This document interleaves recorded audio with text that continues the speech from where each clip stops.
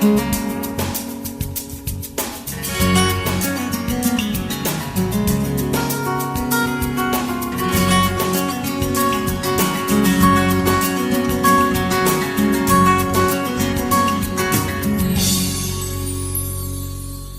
Majesty's cargo declaration system is going online with the introduction of its CAPS Web Trader program.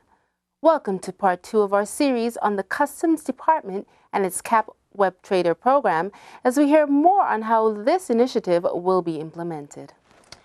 Mr. Romney, Mr. Williams, welcome to our program. Nice having us here.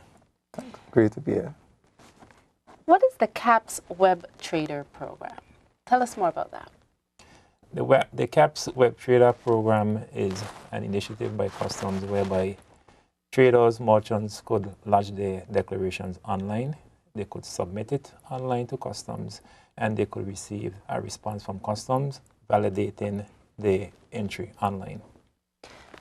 Beyond the manual process, what's the manual process that you have? Describe that as compared to what it's going to be once the automated process comes on board. The manual process as it is right now would mean that an importer, whether a trader or merchant, importing goods into the Virgin Islands would be required to physically walk in to our offices and submit a written declaration to us. That declaration would be left at our office to be reviewed by an officer. And at times there would be errors in that declaration that has to be corrected. Now, it would mean that the officer would have to pick up the phone and call that importer or broker and have those errors addressed, and that is time consuming. Now, moving forward with the CAPS trader process now, it would mean a declaration is submitted online, it can be reviewed online, and queries could be posted to that importer online, and corrections can be made online as well. So when the importer actually comes into the office to pick up their declaration, it is completed. It's a completed process. They would only need now to pay their fees. So what we're saying is that a process that could have taken days or weeks, maybe months, has now been shortened to maybe a few hours to a few days. I won't agree with months. Months? But okay. I would not agree with months. But what I would say, yes, we are looking at reducing the time that it would take and a person to clear goods through Customs dramatically. What are some of the other benefits coming out of this particular program? We've talked about being able to track the distribution outlets for products. We've talked about improved efficiency. What are some of the things, what are some of the other benefits coming out of the program? Well, here again, we would be able to use officers to do officer type work. Instead of having them input the data, you have the trader actually doing that themselves. What we planning for, Ms. Harris, is that once this data is in our system, that data can be sent to central government through the Central Statistic Unit, and they could analyze the imports into this country, forward it now to our government to make decisions as to imports coming into the country. So in terms of the system and registering to be a part of the system, how does the registration process take place? Okay, I'll turn it over to my colleague, Mr. Williams. Mr. Williams, you are the systems administrator? Yes, I am. And tell us about the registration process. It involves a customer collecting a form at the Richard House building located at headquarters, Road Town. And these forms are also available on the government website? Yes. The registration, is it for everyone or is it a particular set of persons that you're targeting? It's for everyone. Everyone? Yeah. How long is the registration process? It's nothing more than a few days, 2 to 3 days. 2 to 3 days, and the registration has started now. It's open and it's continuing? Yes, we have a few traders that are already registered online. Once a person has completed the registration form and they filled out all the relevant details, they return it to the Customs Department headquarters? Yes, they do. Or they can also send it by email.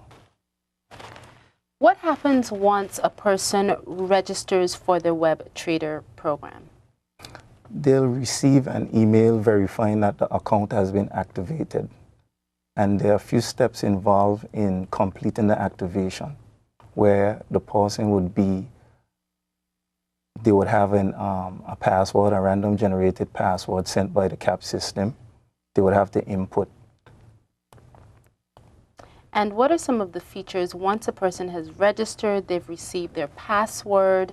What are some of the features in the CAPS program that allows them to track their applications or any forms that they submit using the system?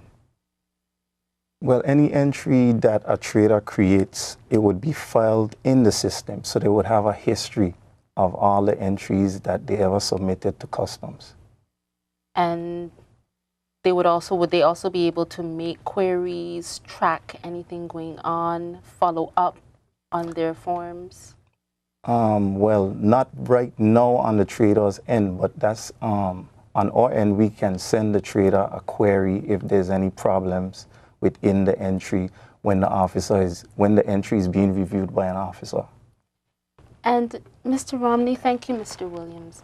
Mr. Romney, as it relates to a query, if a trader, if you see something, an error on the form, or if there's a discrepancy that arises, what is the difference in the turnover time for notifying persons, brokers, any traders of the mistake? What would be the turnover time with this program as compared to your manual process? Well, with this program, it's instantaneous because you're already on the system. You could send a query to the importer that's submitted online to you. Whereas, as stated before, it would be the fact that you would have to pick up the phone and call the individual, the importer, and communicate with them the issues that you're seeing. When does the department expect to fully launch this program? We want to start launch of this on May the 4th, which is next month. Full participation by the end of the year. So streamlining from May the 1st, and right. You're going right through. For persons who are not familiar with this process and who want to get on board, who are interested, is there training available? Well, for a person that wants to get on board, what we do a one-on-one with them right now. We have an officer that's dedicated to that. His name is Senior Officer Gerald Fleming. Contact headquarters. We will send him to your business, and he will sit with you, and he will walk you through the process step by step. Any questions, he is more than capable to answer and address all of those. Are there any closing remarks as we prepare to wrap up this segment of our program? Is there anything that you would like to encourage viewers, let the public know, traders, brokers, as it relates to the CAP Web Trader program? Well, what I would like the public to know is that we are expecting compliance from them, and we would like to get everybody on board with this. We have set a targeted date of January 4th, 2016, whereby we are expecting that everyone will be able to submit online and do away with actual walk-in submissions. In terms of online support for registration, is that feature available, Mr. Williams? Well, right now we have the traders. If they're having any problems, they would call myself or Ms. Scatliff. She's also in charge of system administration. So they would call the head office and they would be directed to us if they need any technical support that we have to offer. So brokers and traders, persons who are familiar with the process, they're encouraged to register yes. as soon as possible. Yes. And if they have any challenges at all, we have a very competent team who can talk them through the online support. Yes, Ms. Harris. Mr. Romney, in part one of our series, Commissioner Smith spoke about some of the work that they do with other agencies, both locally and internationally. Are there any government agencies that the CAPS Web Trader system will be interacting with? Yes, Mrs. Harris. Central Statistic Unit is one of the main government agencies that CAPS would be working with closely. We are looking at sending them data about the imports into the British Virgin Islands. Besides the Central Statistics Unit, we also working closely with the BVI Ports Authority. Now, the assessment for wharfage, which is a Ports Authority fee, is assessed on our farm, and it is sent to the BVI Ports Authority and collected on their end.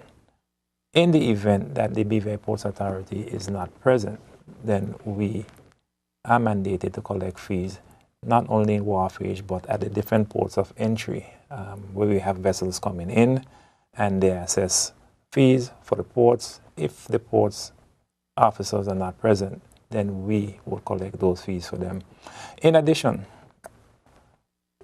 once the system comes online and it's streamlined, we are expecting that we'll be able to have our officers in the warehouse doing more inspection of cargo coming into the country. Hence, we are looking at more interaction with the BVI Ports Authority. So there is a need that we will have a wonderful or good working relationship with them. And I need to stress a bit off your point, but something I feel that is relevant. With the introduction of caps, we have moved from the old tariff that we had to the HS, which is known as a harmonized system. And in that system, all commodities are coded. There is a 6-digit code for all commodities that are distributed throughout the world. And the BVI, we, for sometimes, were using the old tariff to classify goods, which is known as the Brussels nomenclature. And we weren't capturing the data that we needed to capture.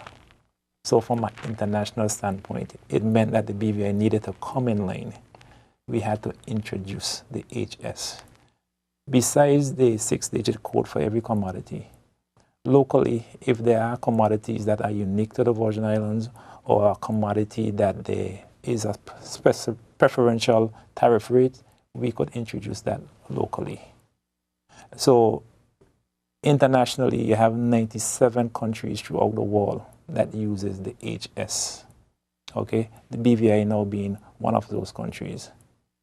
And at the end of the year, we speak about Central Statistic Unit. They have to give a report as to what is being consumed in the Virgin Islands. By using our system, it means that by the click of a button, that information can be available to them. So then it ties in, now we're trying to get all the traders on board, get them online, and having them submit that information online, because it would mean now that we now would be able to have that information instantaneous. Our government would be able to make decisions on the importation of particular commodities. If, for instance, they want to do a rate reduction on whatever the commodity will be, they're able to review the system and say, okay, if we do a rate reduction, the government would lose X amount in revenue. Okay? Again, you could look at it from another angle. Different times of the year, hurricane season. Let us see what is being imported around this time. Okay? And let us see how we could help the citizens of this territory by reducing rates on commodities that we see spikes around this time. So there are a number of uses for the system, and besides just locally, government agencies, internationally too, we had to comply. Thank you, Mr. Romney. You're welcome. Yes. Thank you, Mr. Williams, Mr. Romney, for being on our program. Thank you for having us. Thank you. My guests on today's program have been Assistant Commissioner of Customs for Enforcement, Mr. Greg Romney, and CAPS System Administrator, Mr. Azim Williams. We've been talking about the upcoming CAPS Web Trader program and the services provided by Her Majesty's Customs Department. CAPS Web Trading is now online.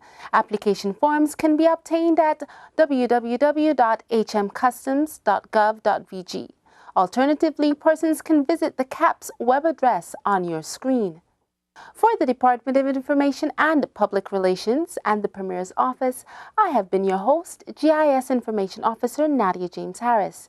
Remember, for all your official government news and latest updates, visit the government website at bvi.gov.vg or follow us on Facebook, YouTube, or Twitter at BVI Government.